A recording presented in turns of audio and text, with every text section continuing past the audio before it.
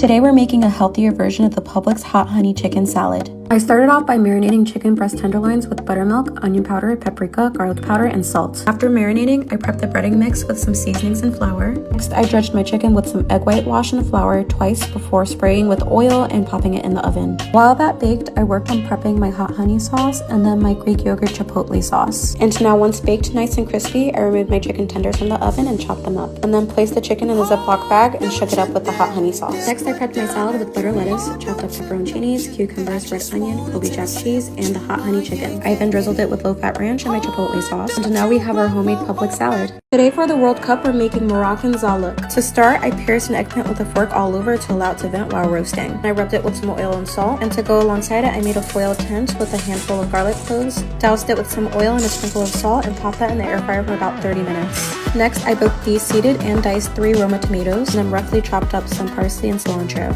Once the eggplant finished roasting, I wrapped it in saran wrap and then a towel to protect my hands from the heat, and then squished the insides out into a bowl. Next, in a warm pan with olive oil, I added in some tomato paste, as well as the diced tomatoes, cilantro, parsley, and roasted eggplant. And finally, mashed up roasted garlic, a squeeze of lemon, and seasonings. Stirred that together and let it simmer while covered for the next 20 minutes. And now we've made Moroccan zaluk. Today we're making Norwegian lefse. I started off by peeling and halving some russet potatoes before cutting them into slices, and then boiled them in a pot of water for 10 minutes before draining. Next, using a ricer, I riced the potatoes to make them nice and smooth, and then in a bowl, combined the potatoes with some buttercream, salt, heavy cream, and flour. Once the flour was combined, I kneaded the mixture into dough and divided it into 10 pieces that I rolled into balls, and then placed them on a cloth-lined tray before covering with saran wrap and refrigerating for the next 2 hours. Once ready, I rolled my dough balls out on a well-floured counter and cooked them in an oilless nonstick pan. Once done, I rolled them up before covering them in powdered sugar. And now we've made lefse. Today we're making Colombian pave de arequipe, or at least attempting to. In a pot, I poured in some milk, condensed milk, and powdered milk, and whisked that together over medium heat. Then I whisked in a cornstarch slurry and stirred that together until it was nice and thick. Next, I covered the base of a baking dish with some Maria cookies, and then spread a layer of my way too thick pudding mixture over the cookies. I then added in some arequipe, definitely way too much, and then added in an additional layer of Maria cookies and the pudding from earlier. I then crushed a couple of Maria cookies to sprinkle on top of the pave, and then with the piping bag, I did my best to make a pleasant pattern on top. Then let that soak in the fridge for a few hours, and now we have our pave de arequipe.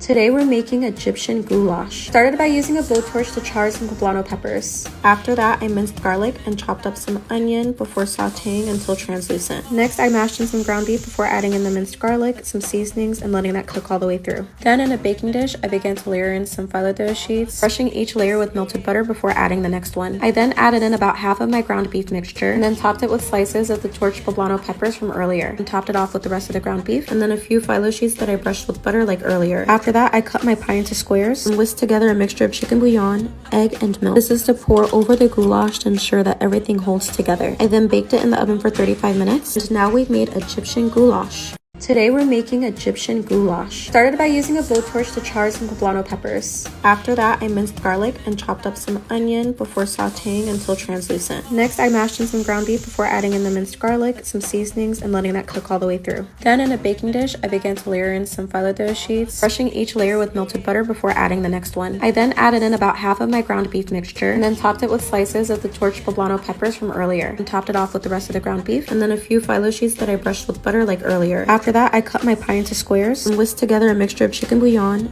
egg, and milk. This is to pour over the goulash to ensure that everything holds together. I then baked it in the oven for 35 minutes, and now we've made Egyptian goulash. Today we're making pan-seared scallops in a garlic, herb, and shallot butter. I first began by dicing a couple of shallots, and then with some very dry scallops, I placed them on a wire rack and salted them. Then in a hot pan with some olive oil, I began to sear my scallops, making sure they were nice and golden brown. Once done with my scallops, I melted in some garlic and herb butter and sauteed my shallots in that. Next, I added in some chopped up parsley, lemon juice, and honey. I then let that melt together before reincorporating my scallops to baste it with the sauce. Now we've made pan-seared scallops with garlic, herb, and shallot butter. For the 4th of July, we're making a caramelized onion dip. We started off by dicing 2 medium-sized onions before heating up some butter and oil in a pan on medium-low. Next, I added my onions to the pan with a big pinch of salt and let that caramelize until nice and golden. While letting my onions cool down, to a bowl I added in some whipped cream cheese, mayo, and sour cream. I then used a zester to finely shred some smoked Gouda into the bowl before adding in some chives and the caramelized onions. I made sure to give that a good mix. And now we have our caramelized onion dip.